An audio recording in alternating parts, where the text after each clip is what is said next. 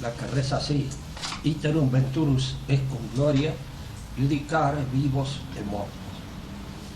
De allí vendrá en la gloria a juzgar a los vivos y a los muertos. Lo que habría que aclarar, en primer lugar, ¿qué se entiende por muertos? Y como estas dos nociones están directamente referidas al pecado, conviene iniciar esta reflexión pensando sobre lo que es el pecado.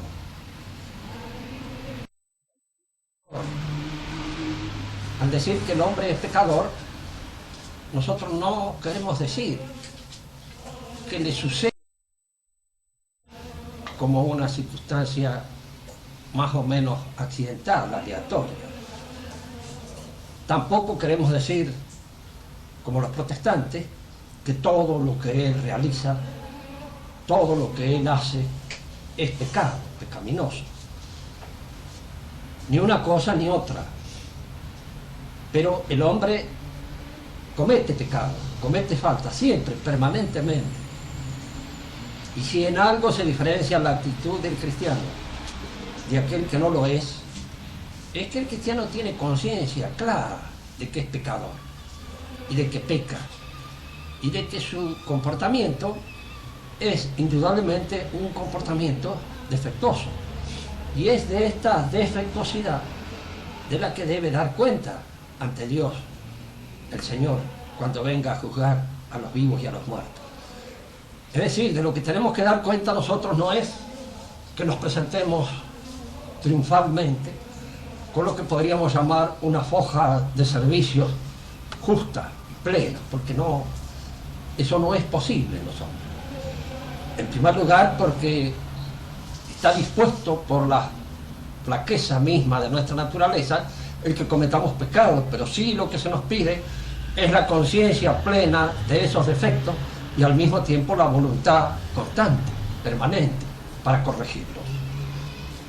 El hombre en el paraíso, en el Edén, el primer hombre, indudablemente era impecable. Es decir, él tenía una rectitud tal de su naturaleza que le hacía difícil caer en pecado. Podía caer. La prueba es que cayó. Podía hacerlo y había en esta libertad la posibilidad de cometer un pecado. ¿De qué modo y en qué manera este pecado del primer hombre afectó a la naturaleza humana?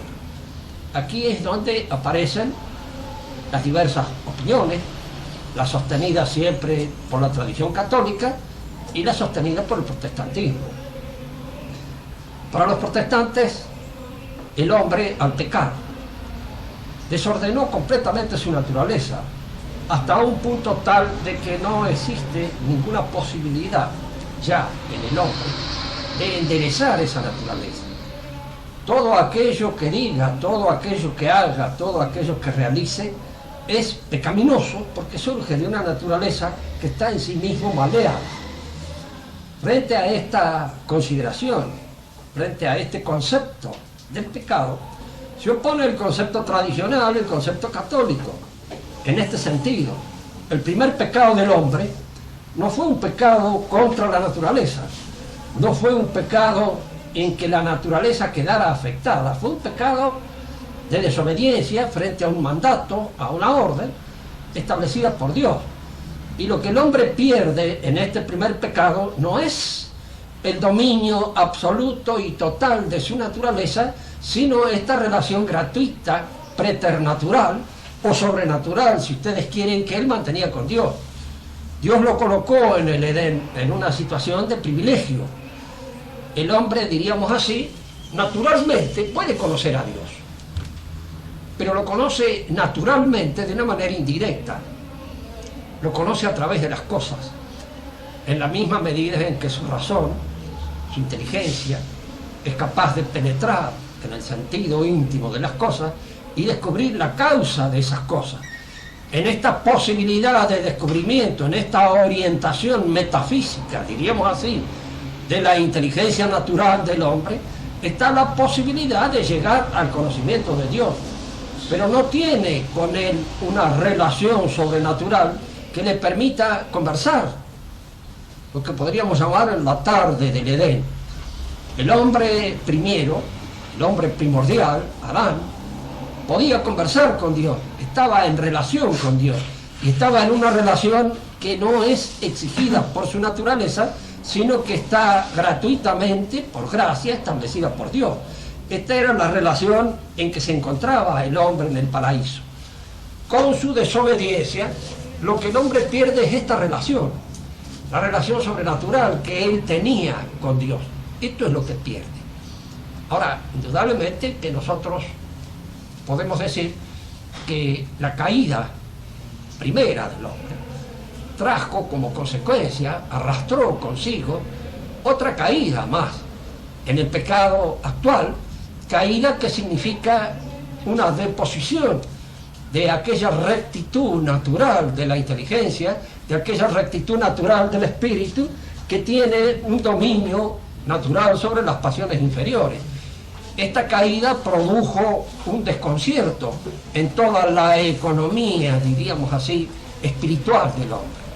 Produjo lo que podríamos llamar una especie de imbecilitas, así decía Calvino, tenía razón, produjo un estado de imbecilidad, un estado en el cual la naturaleza ya no obraba en toda su plenitud, como consecuencia precisamente de esta pérdida sobrenatural que tuvo, pérdida sobrenatural que si bien no afectó directamente su naturaleza, indirectamente afectó esa naturaleza. Directamente no la afectó porque su pecado no fue un pecado natural, no fue un pecado contra natura, fue un pecado contra una orden establecida por Dios, pero indirectamente sí la afectó porque esta venirse a menos, esta suerte de caída de una situación superior, produce indudablemente un cierto desánimo, produce una nostalgia permanente de una situación anterior a la cual ansía vivir, ansía volver, con el objeto de restablecerse otra vez en ella. Y esta nostalgia, este sentimiento de extrañeza, este sentimiento de cosa perdida, indudablemente ha afectado la economía, incluso natural, de sus movimientos espirituales, de sus movimientos anímicos. Diríamos, para el protestantismo, especialmente Lutero es el que más insiste en eso. Posteriormente también Calvino, pero con menos, diríamos, pasión que en Lutero. En Lutero la naturaleza humana ha quedado totalmente destruida. En el hombre no queda ya ninguna posibilidad de obrar naturalmente de una manera sana, de una manera justa. Todo lo que el hombre hace es pecado, todo lo que el hombre dice es pecado, todo lo que de alguna manera está relacionado con el obrar humano, con el actuar del hombre es pecado. Cristo ha venido precisamente en su sacrificio a pagar por todos los pecados del hombre y a rescatarlo, no de esa situación de pecaminosidad en la cual queda, sino a rescatar la deuda que por ese pecado original y por todos sus pecados pueda tener. De manera que el hombre que tiene fe en esta restauración hecha por Cristo, en esta salvación traída por Cristo, ese hombre está efectivamente salvado. No importa lo que haga, porque lo que hace no tiene valor. Fíjese que decía Lutero una cosa que muchas veces ha sido interpretada de una manera malévola por parte de los que están en una posición diferente. Él decía pecca fortiter, peca fuertemente, pero este pecca fortiter se refería simplemente al obrar. El obrar humano es siempre pecaminoso, cualquier obrar, pero hay que obrar, y hay que obrar en la vida de la mejor y de la manera más fuertemente posible, porque esa es la forma en cómo el hombre puede ir justificando su existencia, por el obrar, por el actuar sobre la naturaleza. Fíjense que en este sentido la opinión de Calvino es un poco más fina que de la de Lutero. Es decir, establece una posibilidad de acción humana positiva en lo que respecta a la acción que el hombre realiza en la transformación de la naturaleza. El hombre es capaz de transformar la naturaleza, y en esta transformación de la naturaleza establecerse como en su casa. A fin de cuentas diríamos, la casa del hombre, el lugar, el hábitat del hombre, que es este mundo en el cual nos encontramos, es posible de mejorarlo en la medida en que el hombre actúa sobre él. En un hombre que no puede hacer absolutamente nada bueno, esa posibilidad de mejoramiento es aleatoria, es accidental. Pero en Calvino, esa posibilidad de mejoramiento, esa mejor actuación sobre la naturaleza, le permite al hombre mejorar su condición, por lo menos desde el punto de vista práctico, en su posición dentro de la realidad. Y entonces hay en el calvinismo una actitud de positiva acción sobre la naturaleza. Pero aquí es donde nosotros observamos las consecuencias, a veces un poco extrañas, de estas posiciones teológicas. Es curioso advertir esto. Parvo error in principio, magnum in fine. Un error pequeño en el comienzo se hace grande al final. Hay ciertos errores que no son pequeños, son grandes, en el orden de la teología, pero posteriormente se trasladan al campo del pensamiento, al campo de la filosofía y al campo de la acción práctica del hombre sobre la realidad. El hombre que es todo el pecado, muy fácilmente se convence de que no hay en él pecado de ningún género. Si todo lo que hago es pecaminoso y no tengo más remedio que obrar para poder salvarme y obrar, es porque al fin de cuentas todo lo que hago no es pecaminoso. Y está de una bien dispuesta para esa acción, de manera que generalmente a una exageración del comienzo viene la exageración contraria.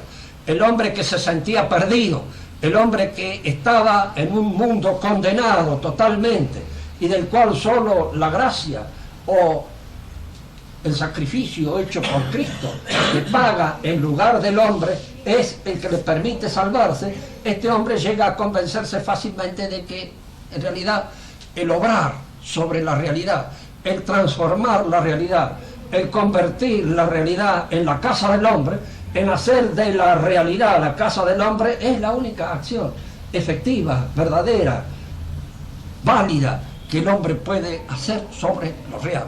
Y de aquí viene esa tremenda fuerza, esa tremenda pujanza transformadora que es típica de los países protestantes y que es una consecuencia precisamente de esta traslación, de una condenación de la acción humana al hecho de que la acción humana es lo único rescatable y lo único que de alguna manera permite una instalación definitiva en este mundo. Dios ha de venir en la gloria. Al decir que nuestro Señor va a venir en la gloria, quiere decir que vendrá en una situación distinta a la que vino por primera vez. La que vino por primera vez fue el hombre en todas las miserias de la carne que él asumió. Y padeció indudablemente todo el itinerario terrestre que padece el cuerpo humano en este mundo en el cual se encuentra. Pero en esta segunda llegada él vendrá en gloria y vendrá en alguna medida para enjuiciarnos a todos, para realizar ese juicio. Ese es un juicio al cual indudablemente estamos todos nosotros obligados a realizar.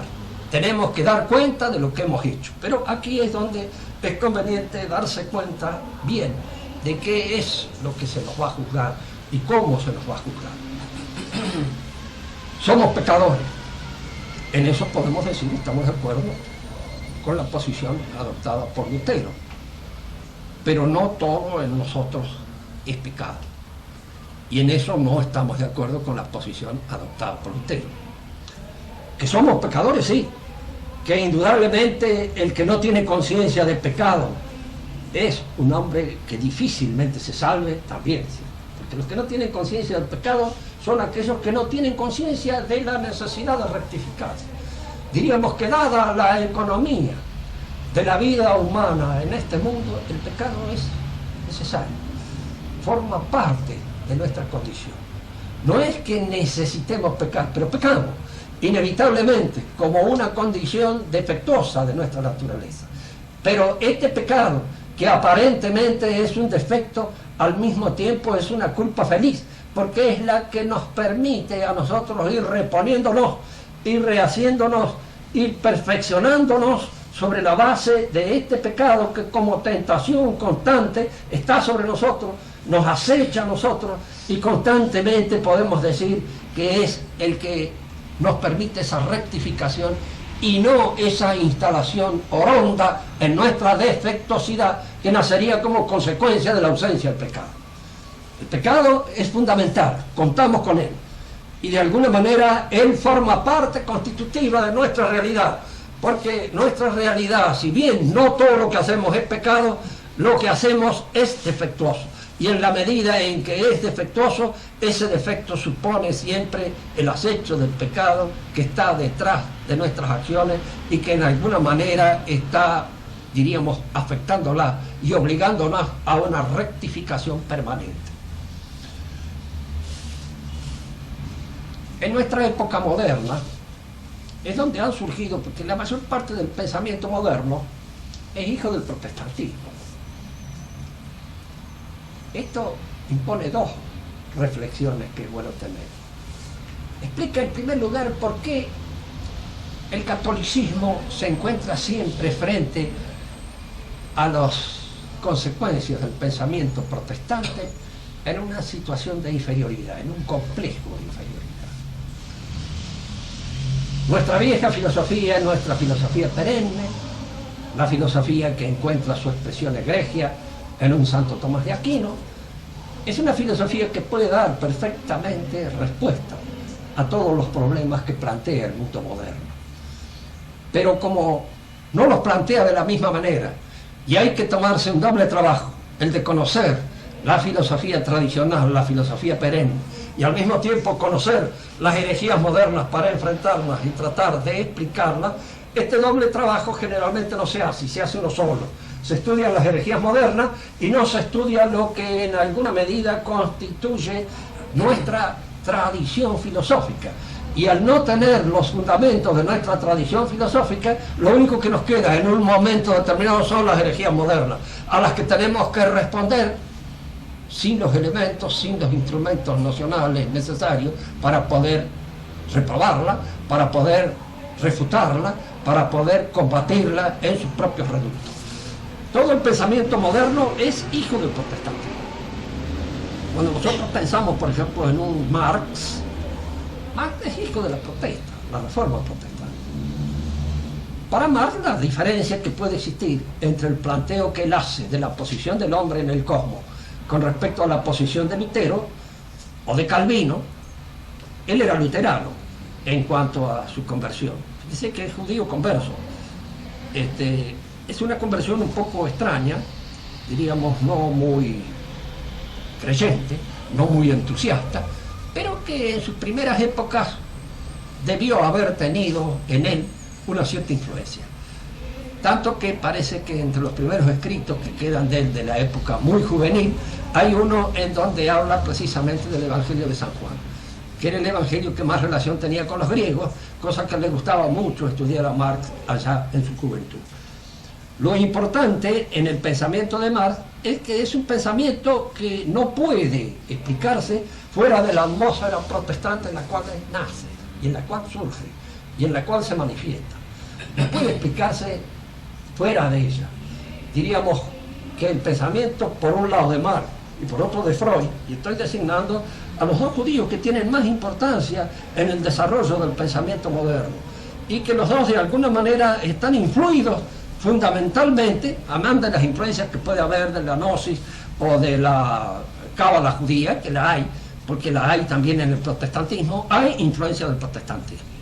Los dos parten del supuesto no de que el hombre es un estado de pecaminosidad insalvable, no de que el hombre, sino de que no hay pecado, de que en realidad todos estos movimientos de la libido, todos estos movimientos de la irascibilidad que constituyen el bajo psiquismo, los movimientos de las apetencias de carácter sexual, de carácter nutritivo, los movimientos de la irascibilidad, el miedo o la temeridad frente al obstáculo, frente al peligro, todas esas cosas que encuentran en la naturaleza o en el desarrollo normal del hombre un cauce a través de las virtudes.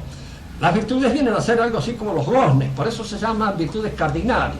Son los dones en los cuales la naturaleza superior, el espíritu asume la impulsividad y la ordena, y la dispone para bien actuar, para obrar bien. La dispone en ese sentido. Ahora, indudablemente siempre hay en la posesión de la virtud en nosotros una cierta flaqueza, una cierta imbecilitas, como decía Calvino, una cierta imbecilidad que hace que nunca seamos absolutamente dueños virtuosos, tanto que uno puede decirlo muy bien, como decía Paul Valéry en cierta oportunidad, la virtud nesca in acto. Dice, la virtud no existe nada más que en el acto. Es decir, de hecho en nosotros se da cuando obramos virtuosamente. Pero el haber obrado virtuosamente en esta oportunidad no significa que poseamos la virtud para siempre, porque podemos obrar pecaminosamente en la oportunidad siguiente o en la oportunidad que viene más adelante. El obrar virtuoso es un acto, y en este acto es donde se realiza ese encuentro de lo que hay en nosotros de apetibilidad, tanto sensible, irascible como concupiscible, y entra, se ordena a la vida del espíritu. Ahora, cuando toda la vida del espíritu es explicada en función de lo concupiscible, es implicada en función de lo irascible, indudablemente ya no hay más posibilidad desde el espíritu se ejerza un señorío, se ejerza un dominio sobre las pasiones inferiores.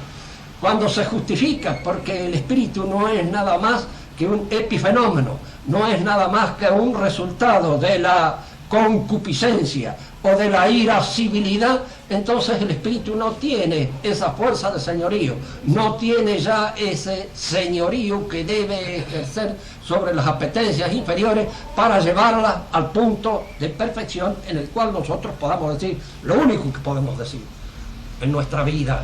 Cuando hay un acto perfecto, cuando hay un acto bien realizado, este acto es mío. Generalmente cuando no tiene esa factura personal, cuando claudicamos ante la apetencia, cuando somos presa de la apetencia, tanto de la irascibilidad como de la concupiscencia, podemos decir que los actos no son nuestros. Los actos son nuestros, tienen nuestra marca de fábrica, cuando de alguna manera son actos libres, y en aquellos en el cual la virtud, apoderándose de las fuerzas, de la irascibilidad o de la concupiscencia, la conducen a un acto de realización superior. Es decir, allí es cuando esto se da. Pero si esta posibilidad no existe, porque resulta que la realización superior, toda esta fuerza posterior del espíritu, todo esto que el espíritu construye no es nada más que un epifenómeno, no es nada más que una consecuencia de la concupiscencia y de la irascibilidad, ya no existe más el pecado, ni existe más la posibilidad incluso de ser juzgado. Y cuando uno no tiene la posibilidad de ser juzgado, cuando uno sabe que no va a ser juzgado, está muerto. Allí es donde está muerto para el espíritu. Allí es donde uno muere definitivamente. Fíjense bien, les digo esto, porque hay que alentar en el fondo de nosotros un cierto optimismo. El optimismo nuestro es siempre este. Somos pecadores, lo sabemos. Sabemos que tenemos que presentarnos ante nuestro Señor con una foja de servicio sucia, que no es del todo clara. La mayor o menor conciencia de esta suciedad de nuestra foja de servicio hace la mayor o menor acuidad del alma, la mayor o menor refinamiento de la sensibilidad para percibir el error. Fíjense que los santos son los hombres que tenían la convicción profunda de ser tremendamente pecadores. Y es precisamente en esta conciencia clara, en esta conciencia perceptible, en esta conciencia afinada de la pecaminosidad, como ellos mostraban esta actitud viva frente al juicio que han de recibir de Dios. Porque ¿cuál es la actitud viva del pecador sino la conciencia clara de que es un pecador y de que se presenta ante el juez convencido de que es un reo y de que va a recibir allí su sentencia. Sea cual fuera el resultado de esa sentencia, uno se presenta con la absoluta convicción de que es un reo y de que tiene que ser juzgado en función de aquellas deficiencias que efectivamente ha cometido, de aquellas deficiencias que efectivamente ha realizado. El hombre que se presenta y dijera: a mí Dios, como decía Juan Jacobo en los orígenes de su contrato social, en las confesiones especialmente, es donde aparece él confesándose, dice: yo cuando me presente ante el Creador con estos libros míos, y diga, que alguien salga y diga que es mejor que yo. Cuando uno se presenta con esa conciencia, con esa seguridad, y dice que es protestante, también típico, y sabía que era pecador, en sus confesiones dice todos los pecados que ha cometido, incluso algunos los exagera un poco, pero de alguna manera tiene una conciencia clara del pecado, pero él cree que está redimido, que todos esos pecados para él ya no significan absolutamente nada, que lo que él ha hecho es simplemente lo que hubiera hecho cualquier hombre, y que él en el fondo lo que lo redime no es solamente el acto de Cristo, sino es su bondad, su facilidad para lagrimear, esa facilidad que tenía para emocionarse y conmoverse frente a cualquier situación X, de injusticia o de lo que fuera. Y entonces ese estado de, como le diríamos a ustedes, para decirlo bien, ese estado de heretismo sentimental es en que ante sus propios ojos lo beneficiaba y lo juzgaba. Ya no se iba a presentar ante Dios como un enfermo, no se iba a presentar como un hombre que necesita la bondad y la misericordia de Dios en su juicio, porque no hemos hecho todo lo que podríamos haber hecho, porque no hemos realizado aquello que Dios podía haber esperado de nosotros. Lo sabemos, tenemos conciencia, y en la medida en que tenemos conciencia de que somos pecadores, estamos vivos. Y cuando no tenemos más conciencia de que somos pecadores, estamos muertos. Pero Dios juzgará a los vivos y a los muertos. Y al decir que juzgará a los vivos y a los muertos, es que lo mismo, aunque no tengamos conciencia de nuestro pecado, tendremos que ser juzgados por aquello que somos y por aquello que no hemos hecho nada por corregirlo. Ni un movimiento siquiera en función, diríamos, de la posibilidad de una corrección que siempre se da en la economía de nuestra psique. Con esto vamos a dar por terminada esta conversación sucinta de lo que hemos dicho. Dios vendrá en la gloria a juzgar a los vivos y a los muertos. Es decir, va a venir en un estado diferente a aquel que vino en oportunidad en que era Poncio Pilato procurador de Judea. Va a venir de otra manera, en el esplendor de su fuerza espiritual, a juzgar a los vivos y a los muertos. Este juicio se llevará sobre nosotros. Nosotros somos pecadores, tenemos que ser juzgados en función de los pecados que tenemos. Tener conciencia de los pecados, tener conciencia de los errores, tener conciencia clara de las posibilidades de enmienda, eso es lo que nos hace vivos.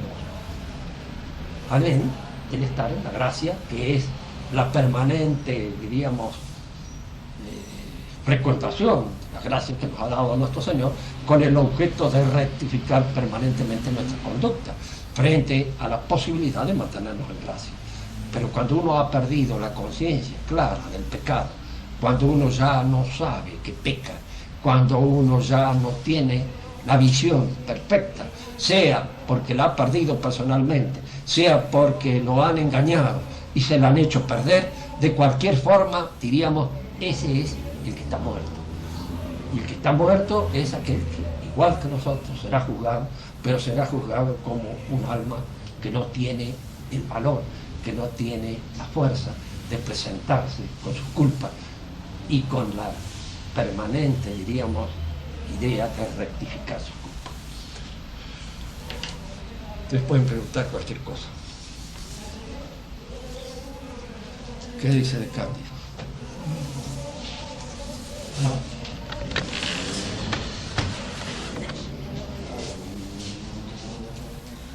Te voy a hacer una pregunta. Sí. ¿Qué relación hay entre el protestantismo y el naturalismo. Y el naturalismo. Sí. Bueno, el naturalismo no tendría en realidad ninguna relación con el protestantismo, pero el protestantismo en alguna manera favorece la línea del naturalismo.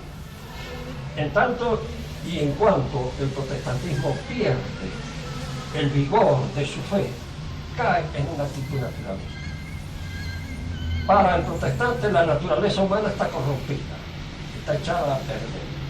El naturalismo es el que considera la naturaleza humana sana de por sí, que no tiene absolutamente ninguna necesidad de una rectificación de carácter sobrenatural, ni de una rectificación de carácter natural. El hombre obra espontáneamente según los impulsos de su naturaleza, y al obrar de acuerdo con los impulsos de su naturaleza, obra bien. Es un poco el naturalismo de un Rousseau. Ahora, el protestantismo lleva a ese naturalismo. Lleva casi como una consecuencia inevitable del protestantismo. Lleva a ese naturalismo. En el católico nunca existe ese sentimiento orondo de que al obrar según las impulsiones de la naturaleza obramos bien. Pero en el protestante sí, porque en él existe la idea de que todo impulso de la naturaleza es malo. Luego, indudablemente, eso lleva a la posición contraria. Todo impulso de la naturaleza es bueno. Como posición, diríamos, de oposición contraria. Nosotros no decimos eso. Nosotros no decimos todo impulso de la naturaleza es malo, ni decimos todo impulso de la naturaleza es bueno. Decimos, hay en nuestra naturaleza elementos que deben sufrir una corrección permanente para poder llevarnos a una vida humana y a una vida cristiana con mucho más de eso. Entonces no sé si he respondido a la pregunta suya. El naturalismo nace del protestantismo y es una consecuencia del protestantismo. En clima cristiano, no, en clima cristiano católico, no hubiera surgido el naturalismo, a no ser, diríamos así, como surgió el protestantismo. Sí, el protestantismo salió en clima católico, de hecho, nació en clima católico, pero nació como una posición, digamos así, diferente, en donde ciertos aspectos del catolicismo son exagerados, corrompidos, deformados, y se traen de él una serie de consecuencias que indudablemente traen como consecuencia la formulación de esta concepción del mundo que es propia del protestante. Ahora, el naturalismo no tiene ninguna posibilidad, porque es decir, son muy natural o ser muy natural. Fíjense que la noción de natural es una noción trampa. ¿Qué es ser muy natural? ¿Andar desnudo es más natural que andar vestido? Aparentemente sí. Sí, pues sí. De alguna manera abandonarse a la espontaneidad de todas las disposiciones que uno sabe que es más natural que cuidarse. Aparentemente sí. Pero aparentemente, porque en el hombre cuando hablamos de naturaleza, hablamos de un principio de operaciones libres. Y ese principio de operaciones libres en el hombre es racional. De manera que en el hombre lo que es natural es la corrección que lo racional hace o realiza sobre la apetibilidad puramente concupiscible y así. Es decir, en el hombre es más natural estar vestido que estar desnudo. Es más natural comer con cierta corrección que devorar la comida como un gato, como un perro, como un animal. Es más natural, porque responde a las exigencias de lo que podríamos llamar su naturaleza espiritual. ¿Por qué el hombre se viste? Podría haber razones climáticas en algún momento determinado que la explicaran, pero hay lugares en donde no hay ninguna razón climática que lo explique. Al contrario, el vestido es casi un inconveniente. Pero el hombre quiere presentar siempre ante los otros hombres los dos aspectos desnudos en que se percibe su naturaleza espiritual, el rostro y las manos. El rostro y las manos. Fíjense que cuando las modas empiezan a mostrar otras cosas que no son el rostro ni son las manos, indudablemente nos encontramos frente a una cierta deformación de la figura humana. Yo suelo decirle a veces a mis alumnos, ustedes enseñan otras cosas, y por ahí alguien se siente atraído por esas cosas, no se extrañen nada que mañana que alguien se case por ustedes por esas otras cosas que enseñen, no por el rostro que está manifestando la belleza de su espiritualidad.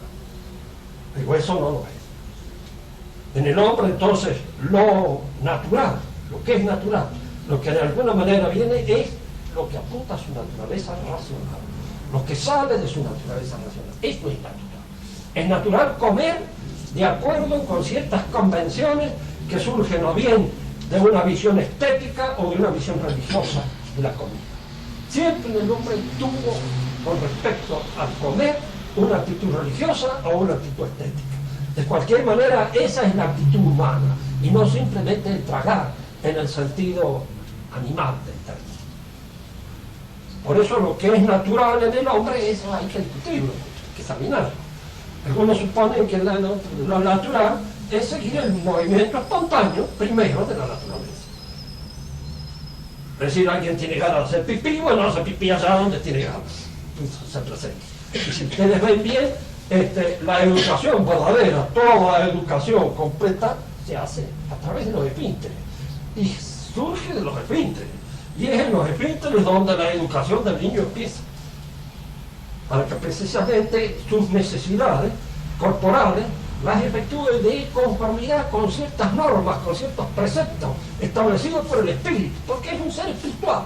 Y en todos los actos en cuales él debe proceder como ser espiritual. Y aquí ahora, por ejemplo, todas esas costumbres salvajes que hay ahora, sobre besuquearse en primer lugar, a la vista de todo el mundo, y hacer unas acciones que nos hacen pensar que, qué sé yo, que esas son enfermos mentales. Porque parece que lo que más les interesa es el espectáculo que dan que lo que están haciendo. De manera que hay incluso en ellos una actitud un poco defectuosa, porque más están en vista del espectáculo que dan, igual que aquellos que afectan una actitud de naturalidad, viviendo como un perro. Hubo en Grecia todo un movimiento que se llamó el cinismo, que quiere decir perrismo o perrunismo. Entonces se vivía como un perro, en función de que eso es lo que se consideraba natural, y todo el trabajo de la civilización se consideraba contranatural o no natural. Así que esto de lo natural siempre hay que pensarlo bien, en función de qué es lo natural. En nosotros natural es vestir, en nosotros natural es comer con ciertos artificios que están indicando de que todas aquellas actividades groseramente fisiológicas tienen que pasar por un ordenamiento propio del espíritu, tienen que obedecer a la ley del espíritu, y entonces de esa manera sí responden a nuestra naturalidad. Pero si hasta una prostituta se enoja si alguien le dice de una manera un poco violenta que es lo que dice, lo que quiere, se enoja, se molesta. ¿Por qué? Porque todavía le queda algo, aún en el fondo de su abyección, le queda algo de ser humano, de la persona humana, que exige un miramiento, y un miramiento de carácter espiritual.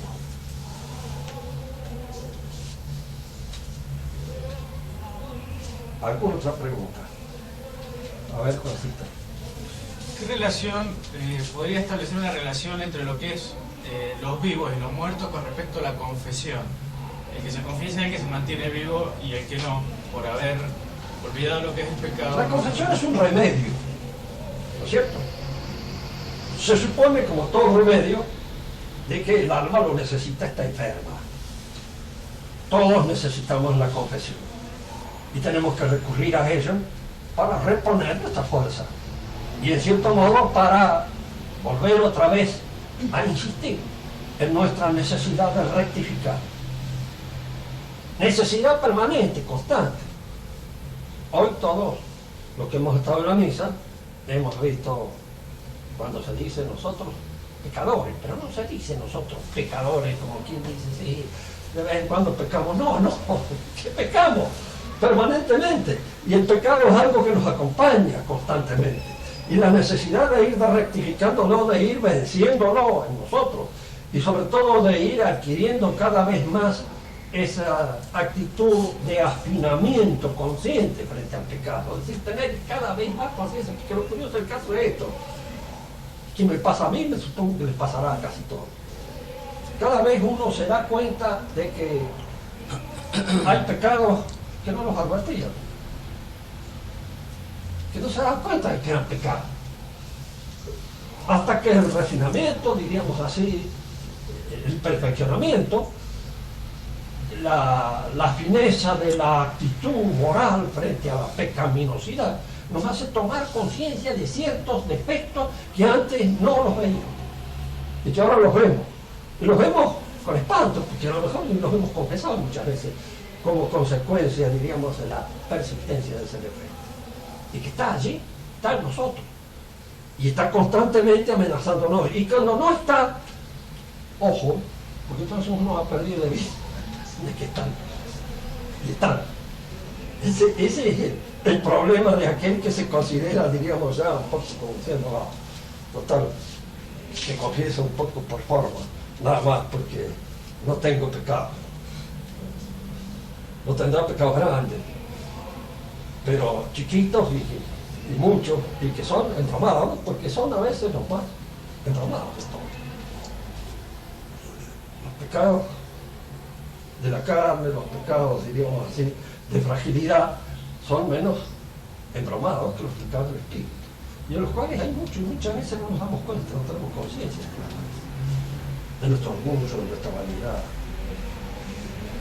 No tenemos clara conciencia, porque no afinamos muy bien la percepción. Tenemos mal el oído para percibir, diríamos, este sonido delicado que está sucediendo en el fondo del alma.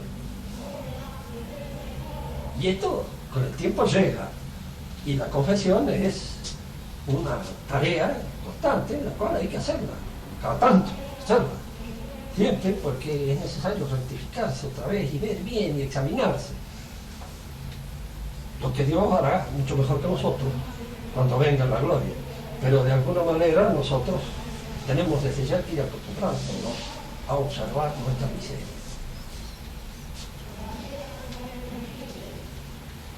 ¿Alguna pregunta? Ahora, vamos a ser juzgados 2 veces porque Dios viene en el esplendor de su gloria ¿Cómo?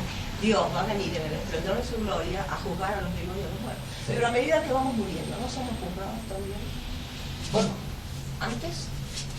les voy a decir una cosa que cuesta un poco de trabajo a veces entenderlo en esta santidad. El trabajo es este. Cuando nosotros morimos, abandonamos el tiempo. No estamos más en el tiempo.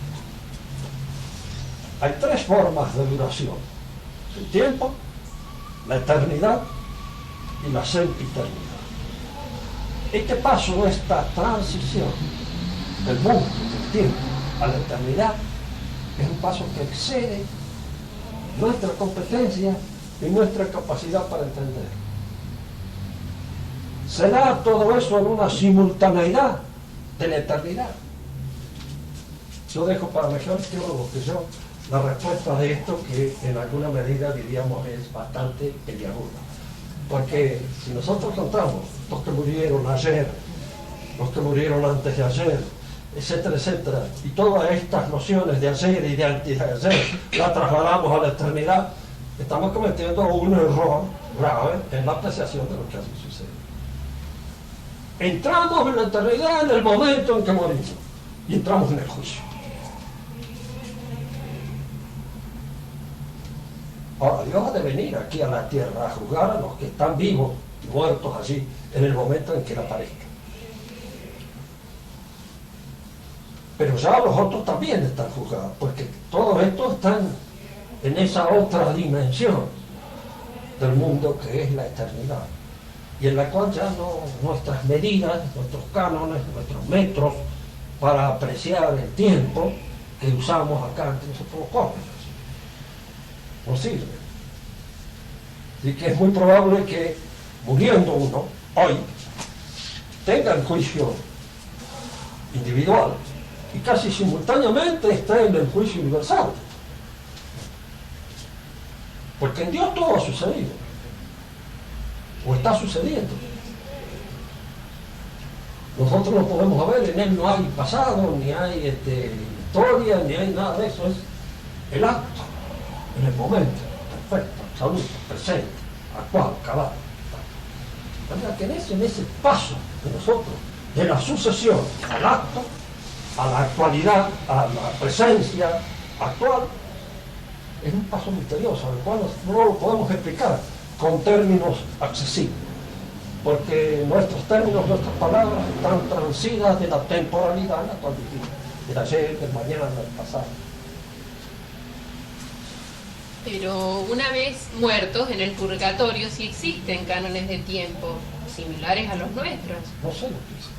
Sí, pero hay personas que tienen un cierto Hubiera tiempo. tiempo, no, pero fíjese que eso es para medir nosotros las cosas. Nosotros no sabemos si hay un tiempo parecido al tiempo de los almanaques que tenemos nosotros acá. Yo creo que no. Que hay una transacción, sí. Que hay un paso, sí. ¿Cómo será ese paso en la simultaneidad? Ahí tiene usted. Pero el hecho de que hay un tiempo en el purgatorio, Hay un paso. hay un paso, que puede ser mayor, menor, de acuerdo a nuestra escala de medidas, es que hay un rango, digamos, no hay... Vos siempre te lo vas a imaginar en forma de tiempo. Claro, sí. Porque no lo podés imaginar de otra manera. Pero hay que pensar que no estás en el tiempo. Hay que pensar que ya no estás en el tiempo. Y que entonces esa transacción, ese paso, puede tener otra explicación de otro tipo. Debe determinar de una intensidad en el padecimiento, una intensidad en el dolor, una intensidad en cosas que pertenece a una dimensión diferente con la cual nosotros medimos nuestros dolores, nuestros sufrimientos acá. Por eso, Y los santos, bueno, hay gente que ha estado un día, que dicen que han estado un día en el purgatorio, que hay muchos casos y han vuelto. Es decir, hubo un tiempo y volvieron. Hay gente que estuvo en el purgatorio. Un estado, pero no un tiempo. Cuesta hacerse la no sé, idea. porque incluso no conozco Nadie ha tocado el tema en ningún filósofo. esos casos En Agustín, Hay casos el tiempo, del purgatorio. según Santo Agustín, la definición de tiempo, que no sabía ni Aristóteles, nadie, nada más, es lo que sean los filósofos, la medida a más acomodada, determinada según tiempo y posterior, el pasado y el presente, y el futuro. Pero el verdadero tiempo no existe. Existe el nun, ahora, y que no. Ahora, en cuanto a la muerte, señor, en la declaración, nosotros medimos con estas categorías, porque Dios no tiene tiempo, es un presente eterno. Presente eterno. Sí, las medidas, ¿no es cierto?, tendrán que ser vistas de otra manera. Claro, allá no hay tiempo. Pero nosotros medimos a nuestra manera. Y lo que ha preguntado la otra señora, en el juicio. San Pablo dice, todos estamos destinados a condenar a muerte. Y enseguida el juicio. Es particular que uno de los cuatro, las cuatro postrimerías. Y después, al final de los tiempos, hablando de otro modo, dentro de un siglo o de unos 100 millones de siglos, que podría ser un minuto, un segundo, en el juicio universal, por fin que los santos indican qué razón tendrá el juicio universal. En primer lugar, para Ahí que... en la Biblia hay una parte que dice 1000 años son para Dios como el día de ayer que pasó. Es decir, en realidad hay la imposibilidad de usar esos parámetros que son los que usamos nosotros para medir nuestra vida acá. Los aplicamos a cualquier otra cosa, decimos que estamos por las almas del purgatorio para que se les disminuya el tiempo de pena, pero en realidad no están en el tiempo. Pero la intensidad puede ser... Y mirá, todo lo que vos hagas por imaginarlo no tiene. yo digo para No se puede. Porque uno dice la intensidad, Si no dice la intensidad, es que hubo un tiempo con Claro. esa intensidad y otro que No, no. no, así no, que no se puede. No se puede. se puede. Entramos en otra dimensión. Y allí las medidas son distintas.